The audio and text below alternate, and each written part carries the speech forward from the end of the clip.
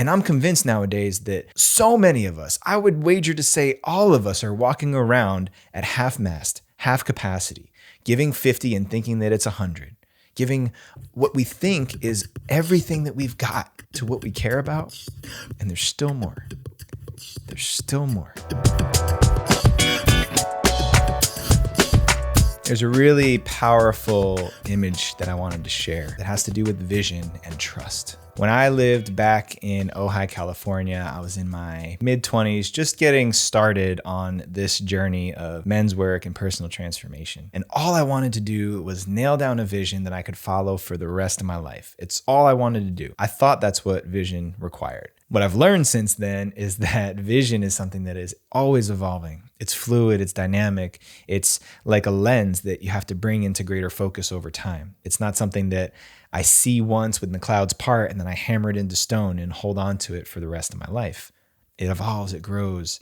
There's layers and colors and textures that get added over time. And as I was learning more about vision in my 20s and living in this beautiful place in Southern California tucked into the mountains, there's a riverbed. And for most of the year now, since we've had the droughts in California, but especially in the summertime, the river would be dry. And so these really smooth stones would emerge from beneath the surface of the waters.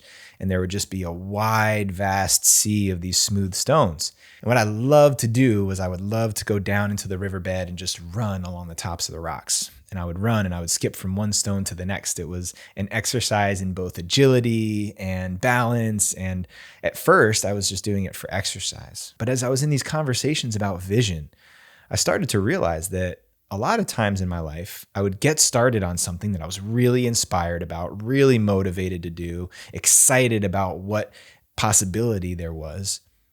But then I would lose momentum. Usually some obstacle would get in my way and I would hit my head on a stop sign, and then I would stop. And then I would get motivation and excitement and inspiration again somewhere down the road, and I would start going through the process of making it happen and creating, and then obstacle, adversity, boom, stop. So there's a lot of this starting and stopping and starting and stopping that I realized had a lot to do with how much I trusted myself. Because as many of you know, if you're pursuing a big vision in life, there's more questions than answers on that road. There's more uncertainties than there are guarantees on that road of fulfilling a purpose in life. It's the example, it's the experience that every one of us has. We all have that experience of the unknown when we're pursuing something great, when we're pursuing something that is really fulfilling. And so I started to see the comparison, the metaphor in how I would run on these stones. Because if you've ever run on river rocks, some of them are slippery, some of them move.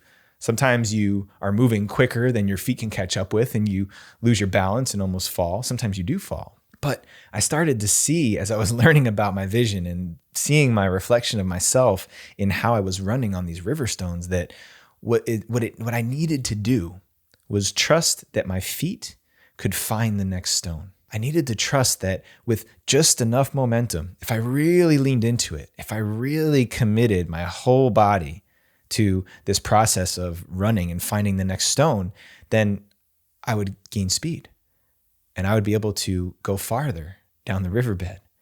But if I started to not trust myself, if fear took over, if an obstacle got in my way, I would stop and I'd lose all my momentum. And it was this beautiful embodiment of trust, personal self-trust, because I knew that I had the physical capabilities. I had enough evidence that when I would run, my feet could find a stone, or even if I didn't find a stone, I could fall and be okay. And then eventually I would feel more confident leaning forward. And if you've ever done this before, I definitely recommend you try it if you can do it safely and obviously, take all the safety things into consideration.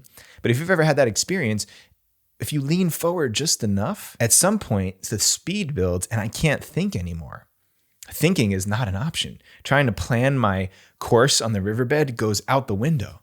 All I can do is respond with my body and trust my foot to find the next stone. Now, symbolically in my life, oh my God, how many times have I had moments where I had to put my foot down and trust that it was going to land on a stone somewhere, even if I couldn't see which stone it was. I couldn't see what the choice I made was going to lead to. I couldn't see the outcome ahead of time, but I had to trust myself that, hey, either I'm going to find the stone and this decision that I made, this leap of faith I made is going to work out, or I'm not going to find the stone in time and I might fall and have to pick myself up and recover from falling, or somewhere in between. Maybe I land, but I fall a little bit off of it. It's not a smooth landing on the next stone and I lose speed, or I lose some momentum in my work or in my trajectory. Okay, well, I can recover. I can come back from that. But those pristine moments where I hit my stride and my mind disappears and my body and my instincts take over, and all of a sudden I'm leaning forward and I'm just charging down the riverbed, are some of the times in my life where I felt the most alive. Now, yes, I'm talking about actually running in the riverbed back in the valley of Ojai, California, but I'm also speaking about my journey on my path. Some of the times I felt most alive were when I just really trusted myself to lean forward into it and either find my footing or fail in the process and have to pick myself up again. Either way, I trusted myself to figure it out, that no matter what, I was going to be fine. I was going to be okay.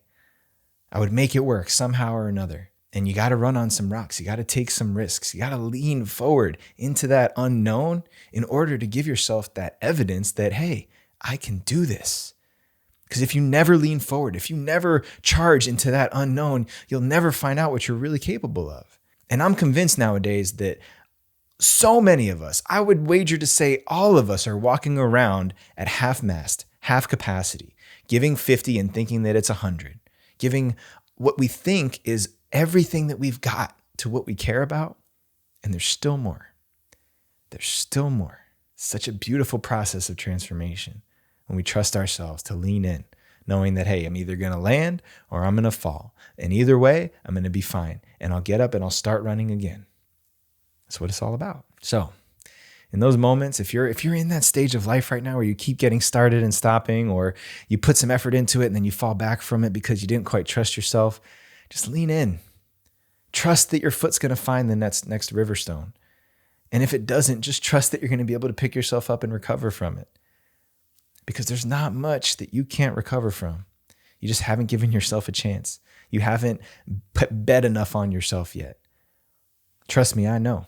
I had to run on those river stones, both in Ojai and in my life, and still running on those river stones. I am still trusting that my foot is going to find the next step, because that river is long. It's a long riverbed, and there are a lot of stones for my feet to find. If only I would trust myself to lean in. So trust yourself to lean in. Give yourself a chance. Bet on yourself and know that no matter what the outcome is, you got this.